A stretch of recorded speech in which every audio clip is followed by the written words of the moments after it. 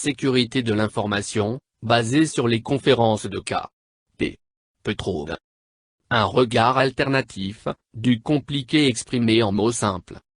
Précisément maintenant, quand beaucoup de gens par peur d'être infectés passent beaucoup de temps près de la télévision, de l'ordinateur, au téléphone, il sera utile de savoir que tout ce que vous regardez influe sur vous et entre inévitablement dans votre vie, je dirais même, dans votre réalité. Prenons une expérience avec des crayons où ils ont été testés sur la résistance. Il s'est avéré que peu importe le nombre de crayons que vous prenez, les résultats statistiques restent les mêmes, 5-6% sont très solides, 5-6% se cassaient facilement, et les 88-90% restants sont de résistance moyenne. Et ainsi avec n'importe quel objet. Mais ce qui est intéressant, c'est que ces résultats statistiques sont conservés si vous testez les gens sur des qualités quelconques. Par exemple, sur la gentillesse, la spiritualité, la force, ou l'honnêteté. On obtient une parabole. Mais contrairement aux objets inanimés, la société humaine peut changer.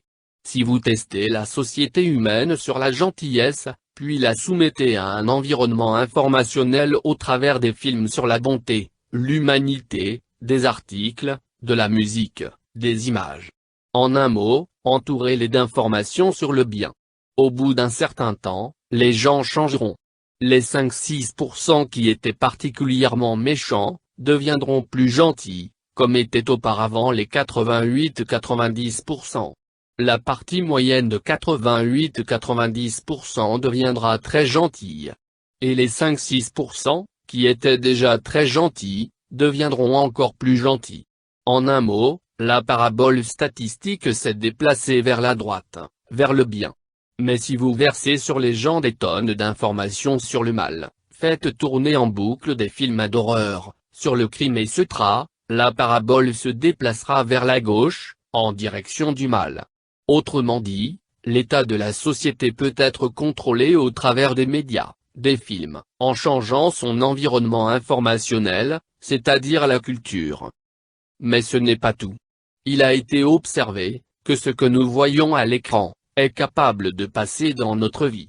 Par exemple, vous avez entendu des conseils du genre, si vous voulez réussir, regardez des films sur le succès, lisez des livres, entourez-vous de gens qui réussissent, etc.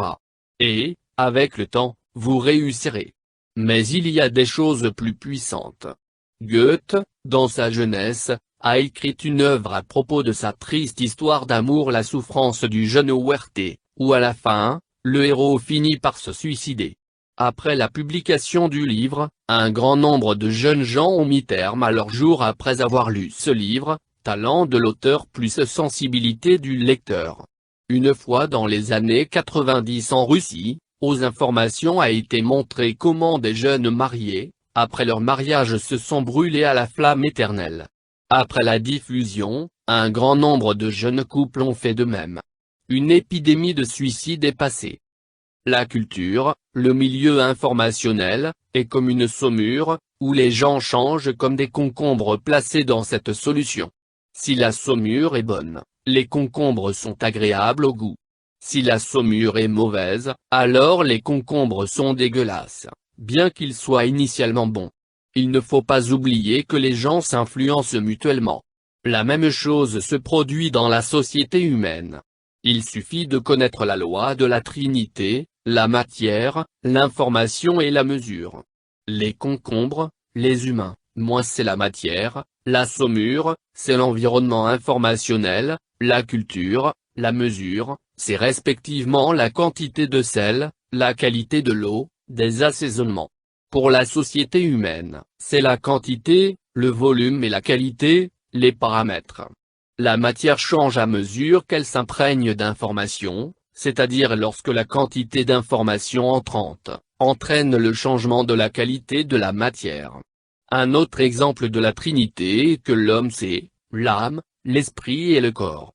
La vie humaine se compose du passé, du présent, et du futur à multiples possibilités. Le présent n'est qu'un instant, en changeant notre vision du passé, nous changeons notre avenir, mais nous verrons ça une autre fois. Conclusion. Vous devez filtrer les informations que vous recevez, faire attention aux films que vous regardez, aux livres, aux images, aux dessins animés que les enfants regardent. Si nous voulons que notre vie soit remplie de joie, alors les films doivent être positifs, avec une fin heureuse. Il est préférable de regarder les informations au minimum, seulement le plus important, et certainement pas en mangeant. Il est également recommandé de veiller à garder la bonne humeur. Essayez de voir la vie dans le positif. Puisque nous ne vivons pas sur une île déserte, mais entourés d'autres personnes, il est préférable d'expliquer aux membres de votre famille, à vos amis et d'obtenir leur soutien. Communiquez plus avec les gens qui vous comprennent et vous soutiennent. S'il n'y en a pas, ne vous inquiétez pas, avec le temps, vous ferez de nouvelles connaissances, ou les anciennes changeront leurs opinions vis-à-vis de vos intentions. Dans tous les cas, le soutien des gens est nécessaire. Cette année, même Poutine, dans son discours pour le Nouvel An l'a dit. Or, tout le monde écoute, mais personne n'entend. Il faut rester ouvert au monde. Maintenant, ce que j'ai personnellement compris dans cette vie. Avant d'appliquer une information à l'action, vérifiez-la, et si cela vous convient, appliquez-la. Sinon, cherchez votre propre chemin. Ne croyez pas sur parole. J'insiste là-dessus. Pour chaque personne, le sens de la vie c'est d'être heureux. Le vrai bonheur se trouve dans l'âme de la personne, c'est un état d'esprit. Le bonheur, c'est l'union de l'âme avec Dieu. Dieu est l'amour, ça signifie que si dans votre cœur, où vit l'âme, pénètre l'amour envers Dieu, la terre, soi-même et envers tout ce qui vit sur terre, alors la personne est heureuse. Conservez cet état de bonheur dans toutes les situations où vous vous trouvez. Vous êtes vivant, vos bras et jambes sont intacts, c'est déjà le bonheur. Ne vous jugez pas. Si vous avez fait une erreur, analysez et tirez des conclusions, pour ne pas le répéter dans l'avenir, ce qu'on appelle le repentissement, et continuez à vivre. Réjouis-toi tant que tu es en vie. Ne jugez pas les autres. Si vous avez cette habitude, débarrassez-vous-en le plus vite possible. Attrapez-vous sur le cou, et pincez-vous plus fort, de sorte à ne pas le refaire la prochaine fois. Débarrassez-vous de cette mauvaise habitude et vous tomberez moins malade, et la tristesse passera. Acceptez le monde tel qu'il est.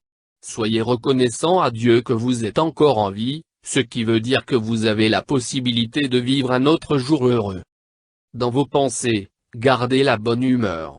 Évitez les mauvaises pensées.